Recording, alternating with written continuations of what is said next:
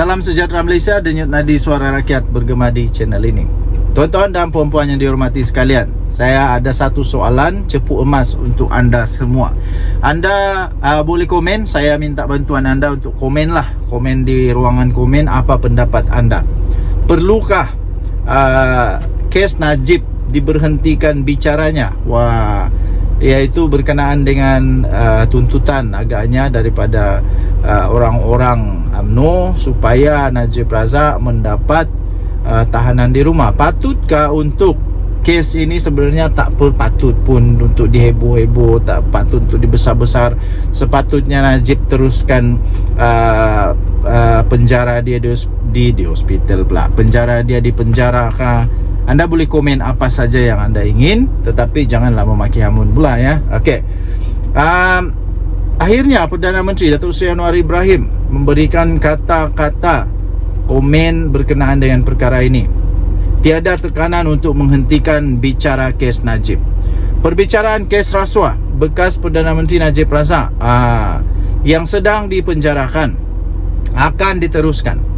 Akan diteruskan kerana tiada tekanan daripada mana-mana pihak untuk menghentikannya, kata Perdana Menteri Datuk Seri Anwar Ibrahim seperti yang dilapor oleh New Straits Times. Datuk Seri Anwar Ibrahim berkata walaupun UMNO sekarang ini menjadi sebahagian daripada kerajaan perpaduan, sebenarnya tiada tekanan untuk campur tangan dalam kes One Malaysia Development Berhad atau 1MDB. Najib masih menjalani perbicaraan besar sekarang atas tuduhan rasuah, kata PM10 Datuk Seri Anwar Ibrahim. Sebahagian daripada kerajaan perpaduan, gabungan dari partinya, tetapi tiada tekanan kepada saya untuk menghentikan perbicaraan kes yang sedang berjalan, katanya dalam satu temu bual dengan Sami Zaidan dari Al Jazeera. Najib Razak yang sekarang ini berusia 70 tahun menghadapi 4 pertuduhan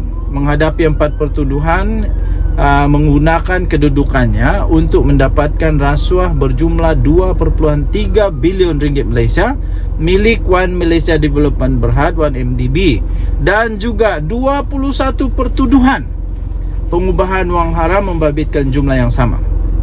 Datuk Seri Anwar Ibrahim menjawab kritikan bahawa reformasi ekonomi dan demokrasi kerajaannya telah perlahan tetapi memberi tumpuan kepada menstabilkan gabungan itu daripada menyiasat orang berkuasa kerana rasuah. Katanya bukan mudah untuk membetulkan isu-isu yang sudah berdekad-dekad dengan hanya berkuasa selama setahun setengah. Saya setuju ya. Saya setuju. Adakah anda setuju? Betul.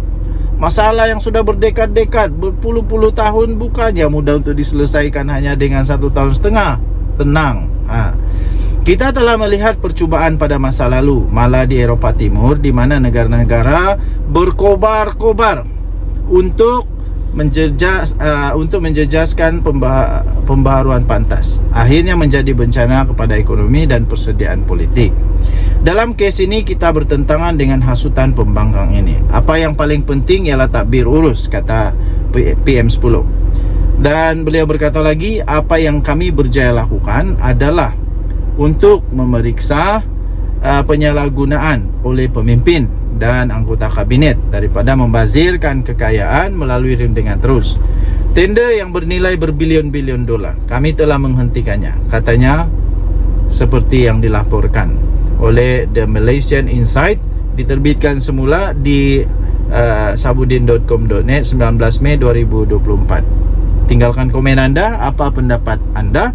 Saya secara peribadi bersetuju dengan apa yang Perdana Menteri Datuk Seri Anwar Ibrahim katakan ini.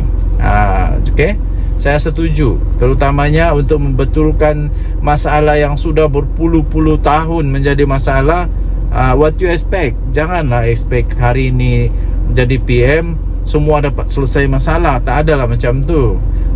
Datuk Seri Anwar Ibrahim sedang cuba untuk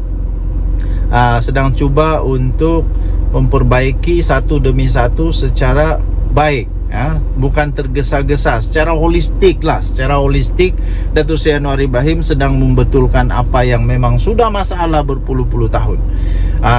Jadi Perdana Menteri sebelum ini nampaknya tidak berjaya selesaikan masalah. Sekarang di bahu Datuk Seri Anwar Ibrahim untuk selesaikan. Syukur kepada Tuhan, puji Tuhan, kerana sudah banyak masalah yang ada di Malaysia ini satu persatu diselesaikan, terutamanya rasuah, terutamanya tender terus yang disebut oleh berita tadi. Denyut Nadi Suara Rakyat bergema di channel ini. Jangan lupa tekan butang subscribe, like dan share. Tinggalkan komen anda. Kita jumpa lagi. Bye-bye. Salam sejahtera Malaysia. Denyut Nadi Suara Rakyat bergema di channel ini. Berita terkini. Wow, berita terkini. Adakah Azalina Osman akan digugurkan? Adakah beliau akan dipecat? Tapi atas sebab apa? Kenapa dia perlu dipecat? Tuan-tuan dan puan-puan yang dihormati sekalian, anda boleh tinggalkan komen. Apa pendapat anda mengenai perkara ini? Patutkah UMNO menggugurkan Azalina Osman? UMNO dicadangkan untuk gugur Azalina sebagai ketua penerangan. Wow. UMNO cawangan SS9A Damansara mengusulkan satu pertukaran atau rombakan bagi jawatan Ketua Penerangan UMNO Malaysia yang kini disandang oleh Datuk Seri Azalina Osman Said. Ketuanya Amin Syukur berkata Azalina yang juga sekarang ini adalah Menteri di Jabatan Perdana Menteri untuk Undang-Undang dan Pembaharuan Institusi dilihat tidak fokus kepada tugasnya sebagai Ketua Penerangan Parti yang seharusnya perlu bersikap lebih proaktif. Menurutnya, pihaknya beranggapan akar umdi UMNO memerlukan pelaksanaan strategi, memerlukan pelaksanaan gerak kerja, memerlukan pelaksanaan hala tuju yang drastik, yang lebih jelas agar setiap tindakan tidak tersasar.